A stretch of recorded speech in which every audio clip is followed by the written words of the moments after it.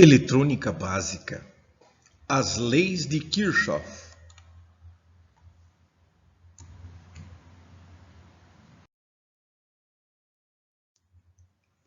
Gustav Robert Kirchhoff. Por incrível que pareça, procure saber a pronúncia de Kirchhoff. Kirchhoff é a pronúncia em português de um nome que é prussiano. Kirchhoff viveu de 1824 a 1887 e ele nasceu na Prússia. É um atual Kaliningrado, na Rússia. E ele publicou o trabalho dele, particularmente o trabalho relacionado com as duas leis para circuito elétrico, quando ele ainda era estudante. Ele não havia entrado na universidade. Então, em 1845, apoiado pelo seu professor de física, que estimulou ele a publicar nos Anais de Física um trabalho relacionado à energia elétrica.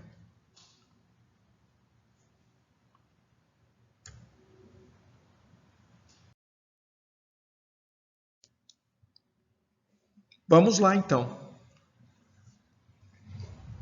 A grande questão é o seguinte, que de um certo modo, Kirchhoff estava trabalhando com uma ideia de conservação de energia. E energia elétrica, ela tem tudo a ver com a corrente elétrica, com o potencial e um circuito elétrico fechado. Porque sem o circuito fechado, não é possível existir corrente elétrica. Depois dessa publicação de 1845, ele prosseguiu os estudos dele trabalhando com Robert Bunsen e evidencia um estudo muito mais profundo. Também tive a oportunidade de, fazendo algumas pesquisas, tem algumas menções de que indiretamente ele teria contribuído até mesmo para os princípios da física quântica que estava nascendo naquela época. Tudo que você lê sobre Kirchhoff, material de origem dele ou relacionado com o trabalho dele, demonstra um profundo conhecimento técnico e matemático. Gostaria de lembrar que isto é condizente com a personalidade dele e com a formação de estudante e acadêmica a nível universitário.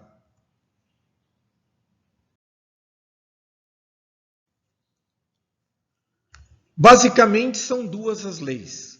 Começamos com a lei das malhas. Eu gostaria de deixar bem claro aqui, só uma opinião particular, é claro, mas é bem conveniente o momento, é que a gente olha as duas leis de Kirchhoff e fica com uma sensação errada de simplicidade e de superficialidade, apesar da imensa utilidade das duas leis de Kirchhoff.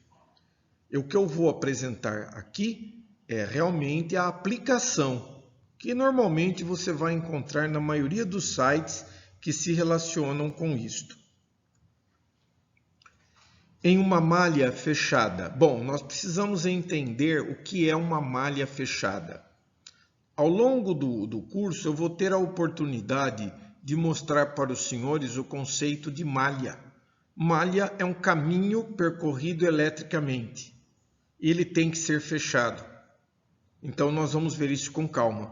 Mas de acordo com Kirchhoff, a soma de todos os consumos pelas cargas presentes no circuito elétrico deverão ser iguais a zero.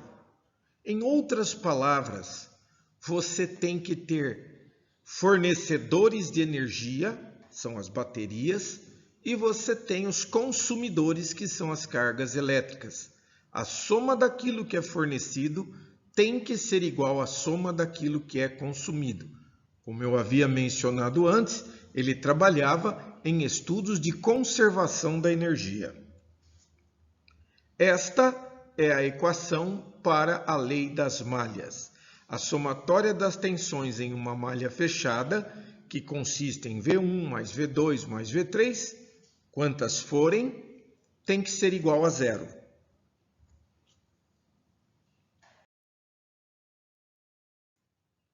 E a lei dos nós. antes de complementar, eu gostaria de falar algo sobre o que é um nó. Então, nós temos um problema de compreensão, porque é o seguinte: você pega duas pontas de um fio, emenda uma na outra e pensa que tem um nó. Não, isto não é real. No mínimo, tem que ter 3 fios emendados, porque são 3 caminhos alternativos para a corrente elétrica percorrer. E, de novo, considerando a conservação da energia, é impossível que só entre corrente no nó. Não é possível também que só saia corrente de um nó. A soma do que entra tem que ser igual à soma do que sai. Representado matematicamente desta forma. Até escolhi os índices de uma forma meio pedagógica, porque é o seguinte: a corrente de entrada eu chamei de IN, onde n vai de 1 até um valor m infinito. E chamei a de saída de I com índice O, que começa em 1 e vai até um Z infinito. Mas foi quase proposital, porque a somatória das correntes de input é igual à somatória das correntes de output. Isto, para mim, é um nó. Aqui nós estamos vendo algumas correntes elétricas estão entrando e algumas correntes elétricas estarão saindo. Então, a soma da entrada tem que ser igual à somatória das correntes que saem. Se isto é a lei dos nós, então I1 mais I4 tem que ser igual a I2 mais I3 mais I5. A soma do que entra tem que ser igual à soma do que sai.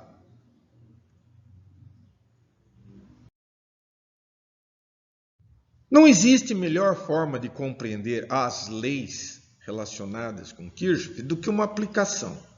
Então, eu gostaria de aproveitar este momento para marcar, vou marcar aqui em vermelho, por favor, desculpem o borrão, mas é mais ou menos isto. Isto daqui, senhores, é uma malha. Isto daqui, senhores, é outra malha. Qualquer caminho fechado. E, finalmente, nós temos esta outra malha externa, que normalmente é deixada de lado. Além disso, senhores, nós temos a opção de considerar o nó. Isto aqui é um nó. Isto aqui é outro nó. Em alguns casos, nós precisaremos levar em conta estes elementos que eu marquei aqui. Normalmente, como aqui nós temos, eles vão ter a mesma equação, dá para demonstrar isto, de modo que você não precisaria considerá-lo 2 vezes. Então, vamos continuar com a nossa apresentação. A primeira coisa que nós fazemos é colocar os detalhes do circuito. Quando se tem uma bateria, que é representada por este símbolo, sendo que a parte menor é o negativo e a parte maior é o positivo, a queda de tensão representada para análise de circuitos em uma bateria, ela é do menor para o maior. Sempre, sim, sempre. Como nós temos apenas uma fonte aqui, é aparentemente óbvio que estas cargas deverão consumir toda a energia elétrica fornecida, mas vamos tentar compreender isto, por favor, da forma correta. Esta corrente, ela se aproxima do nó, ela vai entrar no nó e ela vai sair do nó. A regra que eu ensino quando se estuda circuitos é esta. Você pode, em um nó qualquer, escolher qualquer sentido de corrente elétrica. Nunca considere que todas entram no nó e nem todas saem, que além de ser incoerente, é um erro crasso. Então, o que se considera é que a corrente I entra no nó, e se ela sai para os dois, ou se ela entra do outro para cá e sai para cá, não tem problema nenhum. A única diferença vai aparecer a hora que você fizer as contas e o resultado der negativo. O negativo não significa que você errou a análise, significa que você considerou a corrente errada, que o sentido dela não é de fato este. Então eu posso colocar do jeito que eu quiser. Não existe uma norma proibitiva que diga, olha, o I2 tem que descer e o I1 sai para cá. Não, se você quiser considerar que o I1 também entra, não tem problema. Fique à vontade. Não há problema nenhum. Mas evite que todos entrem no nó ou que todos saiam do nó. Apenas isto. Uma vez que você escolheu as correntes que estarão no seu circuito, o próximo passo é providenciar as quedas de tensão de acordo com Ohm. Ohm nos diz que se nós temos uma corrente passando neste sentido, vai haver uma queda de tensão no sentido contrário. Eu chamei de VR1, pressupondo este resistor como R1. Aqui nós temos o R2. Se a corrente que desce por aqui, a queda de tensão é em sentido contrário pela lei de Ohm. Da mesma forma, a corrente vem até aqui e desce e causa uma queda de tensão em cima de um suposto R3. Próximo passo: escolher como você gostaria de caminhar na malha. Alguns colegas normalmente optam pela corrente elétrica como sentido de caminhada. Não existe nenhuma norma que eu saiba sobre isto. Eu posso escolher o caminho que eu quiser. Isto aqui será a forma como eu andarei por este circuito. E sugere-se, eu adoto por questões de simplicidade. Se estou navegando nesta malha no sentido horário, aqui nesta outra também será navegado no sentido horário, para facilitar a minha vida. Mas eu volto a repetir, o sentido da varredura para análise é arbitrária. O senhor pode escolher o caminho que quiser fazer. A escolha é livre, você pode fazê-la do modo que quiser. Recomendação: se você navegar no sentido horário, todas faça no sentido horário para facilitar a sua vida. E também, como eu já falei, não precisa ser a corrente, até porque nós nunca saberemos o verdadeiro sentido da corrente até que o processo seja refinado. Partindo desse pressuposto, nós podemos observar, por exemplo, navegando nesta malha. Vamos ver? Olha, eu estou navegando e eu escolhi pegar primeiro o gerador. Então veja bem, o meu sentido é anti-horário. Então vou subir aqui, caminhar para cá, descer aqui, retornar. Então eu estou subindo e a minha queda de tensão é na mesma direção que eu estou. Então eu venho aqui e coloco ela positiva. Aí eu continuo caminhando, dando a volta no circuito e eu estou indo para lá, mas a queda está no sentido contrário ao meu passeio. Então é menos VR1. E aqui eu estou descendo, veja, não é a corrente, eu estou seguindo uma volta arbitrária que eu estabeleci. Então, nesse estabelecimento desta malha, eu decidi que estarei andando aqui neste sentido, que é horário. Quando eu estiver descendo aqui, haverá uma queda de tensão, que nós temos aqui, que é menos VR2. Por quê? Porque eu estou descendo na minha caminhada e ela está subindo a tensão. Primeira equação retirada. Vou analisar a outra malha. Posso começar por onde eu quiser. Mas aqui vou começar, por exemplo, vamos ver aqui o que eu escolhi, pelo VR2. Ótimo.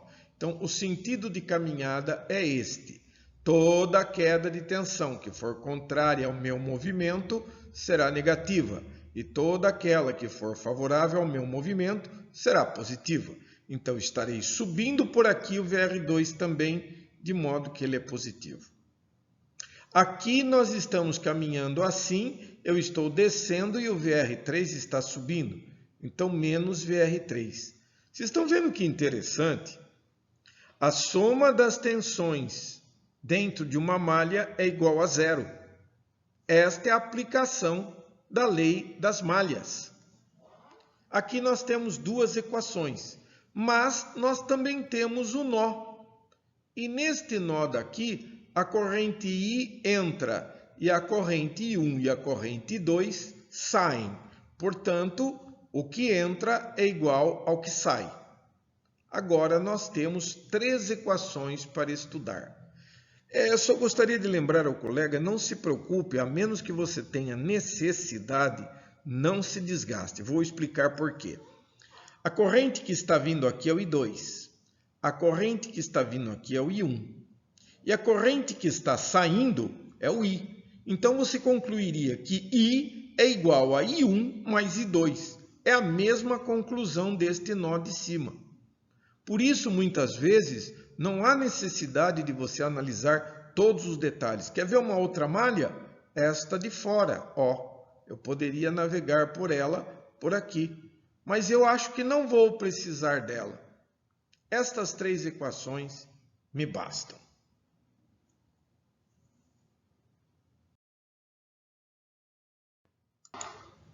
Vamos então construir. Este é o meu circuito original, este é o meu sentido de navegação, as correntes que eu escolhi. Vamos em frente. Eu estou apenas rearranjando as equações, porque eu tinha todo mundo era igual a zero. Então, o que eu fiz? Eu separei e coloquei, porque isto aqui é um valor único. Isto daqui não, é uma equação, nós já vamos ver. Da mesma forma, aqui ficou uma equação, um número constante do lado de cá, e nós temos aqui também o I. Bom, isto trata de um sistema de equações lineares, mas aqui desse jeito que está, ele é muito problemático. Por quê? Nós temos 1, 2, 3, 4, 5, 6, 7 incógnitas. É impossível fazer um trabalho desse jeito, com 3 equações. Então, o que nós vamos fazer? Nós vamos evoluir este circuito. Por quê? Porque a tensão VR1 é a queda de tensão em cima do resistor R1 percorrido por I. Então, eu vou substituir estes valores aqui. Então, veja bem, quem é VR1? É R1 vezes I. Quem é VR2? Está aqui, VR2 é o resistor R2 vezes a corrente I2, isso é igual a VF. Vou repetir aqui embaixo a mesma coisa. Quem é V3? V3 é R3 vezes I1. Cuidado com o sinal, nunca abra mão dele. Só que agora está ficando todo mundo igual a um valor constante, exceto este. Então, dá para você ver que I menos I1 menos I2 é igual a zero. Que eu vou colocar na próxima, pelo menos. Assim. Aqui eu já arrumei todo mundo. Vamos acompanhar aqui o que eu fiz. Eu estou organizando a casa. Se as 3 equações só tem I, I1 e I2 como incógnita, reza a característica de equações lineares que se você tem 3 equações e 3 incógnitas, ele é um sistema possível e determinado. Então, veja só, estou pondo ordem na casa.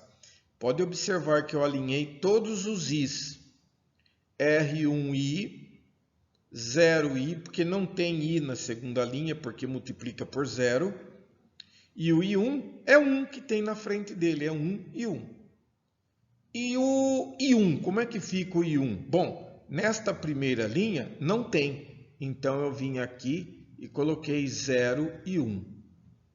Na linha de baixo eu não tenho I, eu coloquei 0I. E na linha de baixo todo mundo é 1. Agora você pode ver que elas estão extremamente organizadas.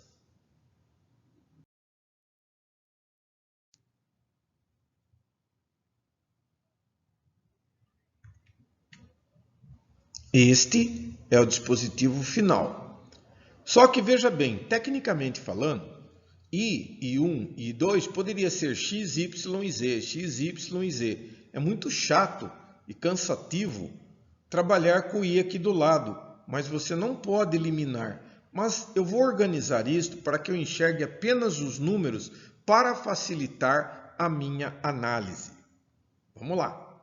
Então veja bem, aqui eu vou colocar quem é I, aqui eu vou colocar quem é I1 e aqui eu vou colocar quem é I2. Então vamos lá. Tá vendo? Ó? Esta é a primeira, esta é a segunda e esta é a terceira. Estes são os coeficientes das incógnitas. Coeficientes. Então, estou apenas separando numericamente eles aqui para facilitar. Como nós estamos dando um exemplo, chegou a hora de eu dar algum valor simbólico para os 3 resistores e para a fonte. Eu vou dar a sugestão de usar uma fonte de 10 volts, um resistor 1 de 2 ohm, um resistor 2 de 3 ohm e um resistor 3 de 7 ohm.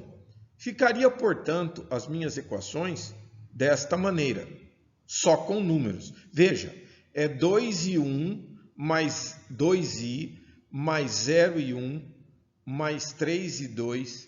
A segunda é 0i menos 7i1 mais 3i2 igual a 0. Aqui é i menos i1 menos i2 igual a 0. Eu só organizei assim para eu poder enxergar a matriz completa. Agora esses dados estão mais fáceis. Vamos trabalhar com eles? O objetivo é o seguinte. Eu estou ensinando uma técnica prática, tudo bem? Então, estou descontando certos aspectos matemáticos de excesso de regras.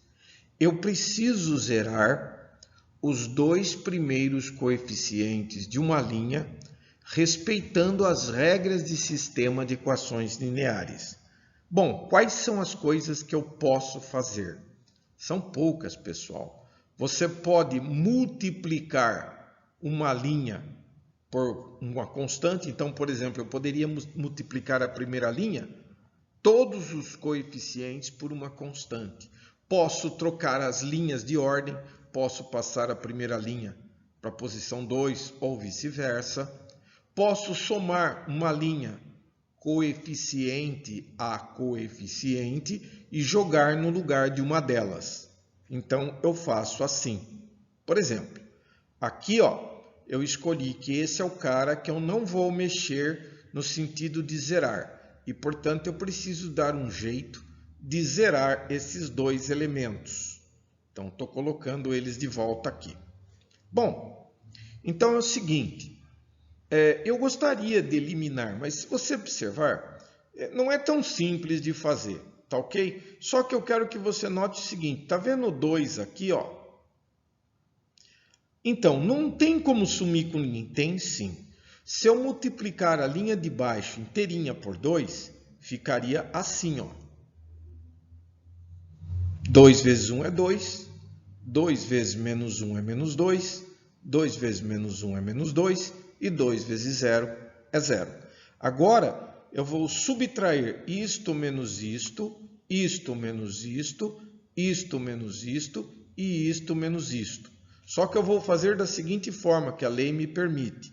Eu vou subtrair cada um desta linha, então o 2 menos 2, o menos 2 menos 0, e o menos 2 menos 3, e o 0 menos 10, e o resultado eu vou substituir nesta linha daqui. Ou subtrair a terceira linha da primeira e colocá-la no lugar da primeira. Vamos discutir, fique em paz. 2 menos 2, 0. Menos 2 menos 0, menos 2. Menos 2 menos 3, menos 5.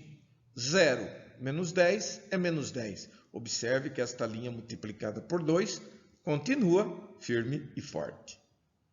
Perfeito, vamos em frente.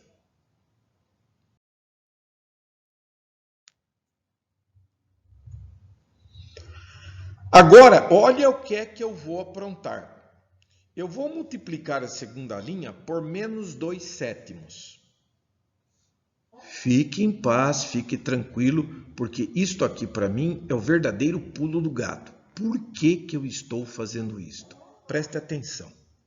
A primeira linha eu não vou mexer e a segunda linha eu vou multiplicar cada um dos elementos que estava na segunda linha foi multiplicado por isto daqui. Calma, que nós vamos ver por que que eu multipliquei esta linha, este e este por menos 2/7.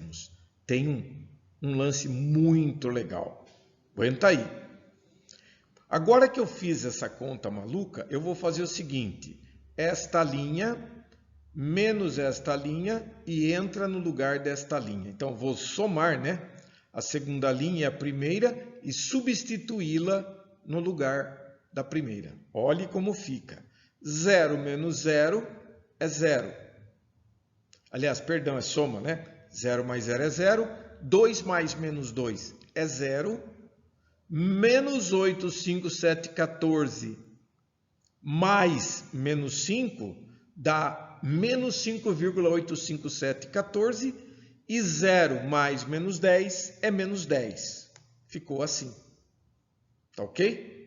Somei esta mais esta, esta mais esta, esta mais esta e esta mais esta. Esta não mexe, mas a primeira foi modificada. Olha só que interessante. Por quê? Olhe o pulo do gato. Aqui, ó, nós tínhamos menos 7 na original anterior. Mas eu queria que fosse 2. Porque se fosse 2 aqui, era só somar esta com esta e desaparecer. Vamos ver com calma.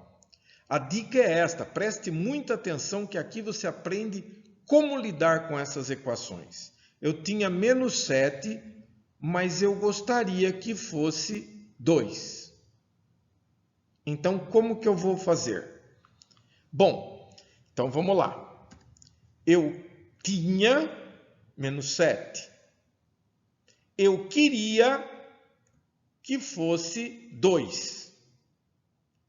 Então, eu dividi aqui por 7. Então, estou tentando estabelecer qual é a constante ideal para eu resolver este circuito.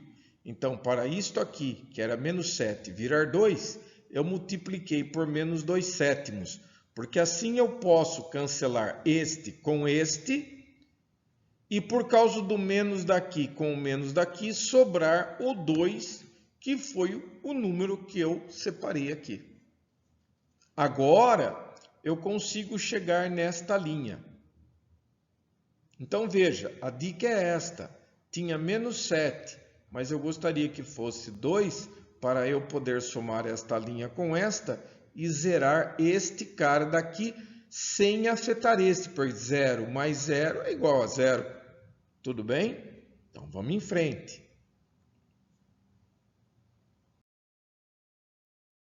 O que eu vou fazer agora? Bom, eu vou remontar o circuito original. Originalmente, não se esqueça que esta é a coluna de I, esta é I1 e esta é I2. Então, a primeira linha é 0I mais 0I1 menos 5,85714I2 igual a menos 10. Aqui, ok? Tudo bem? Agora eu vou passar este número para o lado de lá dividindo e eu chego à conclusão de que este aqui é o valor de I2. Agora eu tenho o valor de I2, então posso brincar com esta equação daqui, ó. Por quê? 0I mais 2I1 menos 0,85714 I2 é igual a 0, mas eu tenho o valor de I2. Tá ok? Peguei esta linha, agora eu estou enxergando ela completa. O que que eu vou fazer? De onde isso aqui veio? Veio daqui, ó. Então, eu vou substituir o valor de I2 aqui. Então, 2I passa esse menos 8 para o lado de lá, fica desta maneira. O I2 tem o seu próprio valor, que é isto daqui, nós acabamos de calcular aqui embaixo. dá isto aqui, estes 2 multiplicados dá isto daqui. O 2 está multiplicando o I1, passa para lá, ele vai dividindo.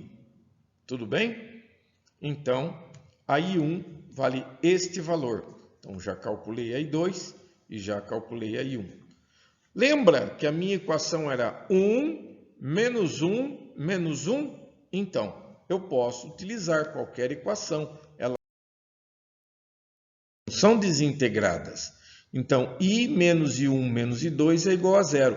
Mas eu tenho o I1 e o I2. Passa o I1 e o I2 para o lado de lá, eles se tornam positivos. Substituo os valores dele e acho o valor de I. Aqui tem uma coisa engraçada. É óbvio, senhores, que eu não tenho a expectativa de que você compreenda tudo de primeira. Mas se você for persistente, você vai entender que não é difícil. Aquele lance de multiplicar a segunda linha por menos 2/7, com o tempo, se você fizer mais um exercício, você pega o jeito da coisa. Tudo bem? Lembre-se, a dica é esta. Este é o valor que eu tenho. Este é o valor que queria. Como que eu vou eliminar este valor? Dividindo o valor que eu queria por 7, que é o mesmo valor do outro multiplicado, para que você possa cancelar. Mas isto não encerra o nosso trabalho. Temos uma outra forma de resolver. Você pode até achar mais fácil o que você vai ver agora, mas eu gostaria que você tivesse uma coisa em mente. Não existe nada fácil. Neste circuito simples, apenas para exemplificar, eu coloquei uma única fonte, mas não é raro você ter circuitos com mais malhas e ter circuitos com mais fontes. Consequentemente, não dá para analisar todo mundo com esta forma de simplificação de circuitos que você vai encontrar na sua vida profissional. Este é um caso muito particular, onde eu tenho apenas um gerador. Vamos em frente, então.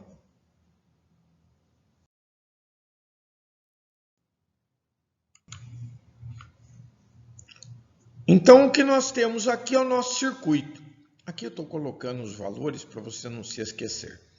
Eu gostaria que você observasse que, por definição, 7 e 3 ohm estão em paralelo. Então, eu poderia agrupar estas duas e resolvendo 1 dividido por 1 sobre 3 mais 1 sobre 7 dá 2,1. Isto é o resultado da associação paralela de 3 com 7 ohm. Eu gostaria de lembrar ao nobre amigo que está me vendo aqui agora, que se lembrasse do seguinte. Na aula de número 3, eu explico como fazer cálculo de associação de resistores em paralelo. Em breve, vou publicar pelo menos uma ou duas resoluções de circuitos para ajudá-lo na compreensão desses cálculos. Combinado?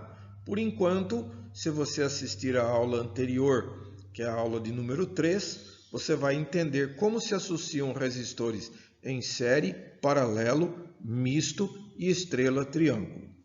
Bom, estando aqui esta situação, o que se nota aqui é que os dois estão em série. Então, vai ser 2 mais 2,1, 4,1, é isto que você tem. Um transformador de 10 volts, no caso aqui uma fonte de corrente contínua, alimentando uma carga de 4,1 ohm. Isto, 4,1, equivale a todo... Com licença, deixa eu até aproveitar. Vamos marcar aqui este jovem. Veja, tudo isto daqui, ó.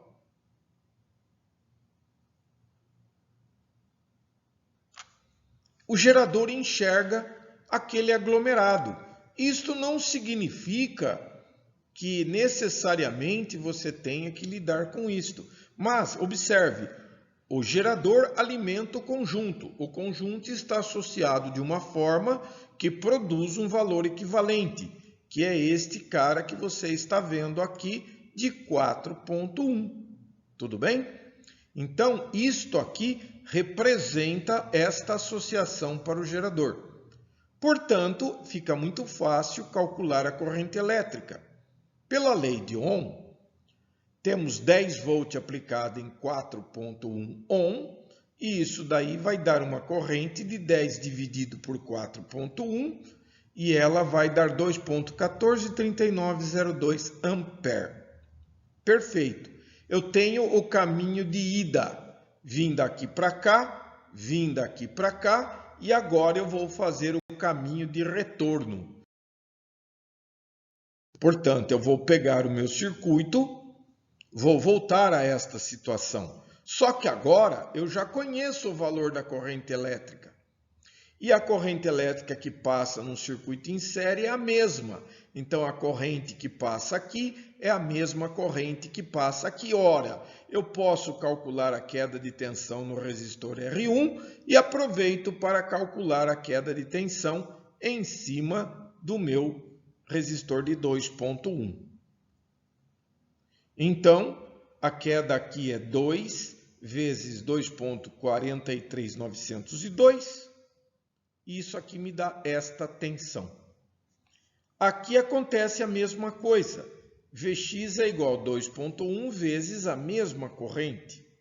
Aqui tem mais um parâmetro muito interessante, senhores. Por gentileza, quero que você note que se você calcular esta queda de tensão mais esta queda de tensão, dá para você enxergar novamente a lei de Kirchhoff.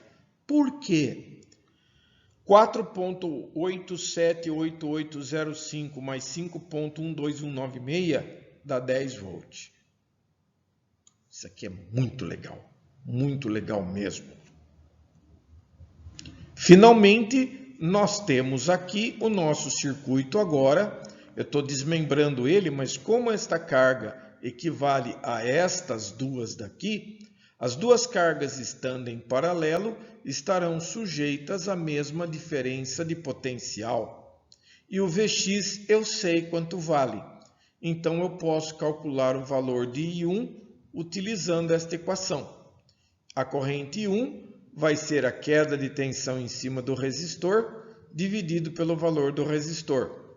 Esta queda de tensão Vx é este valor que está aqui embaixo.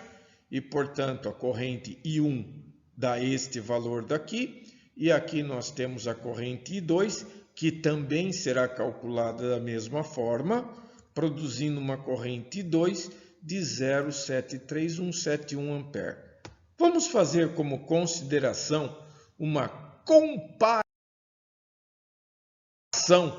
entre os dois elementos? Então, vamos em frente. Pelo primeiro e pelo segundo método. Quero que você observe que pelo primeiro método, esta foi a corrente I1. Pelo segundo método, esta foi o valor da corrente calculada. Estranho, né? São iguais.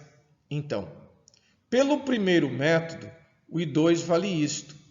Pelo segundo método, este é o valor do I2. Olha, que estranho, deu o mesmo valor. E, finalmente, a corrente total é este valor e ela corresponde a este valor. Esta aproximação na casa aqui embaixo é normal porque a gente vai arredondando as contas. Então, veja, seja por este método, seja pelo outro método, tem que bater.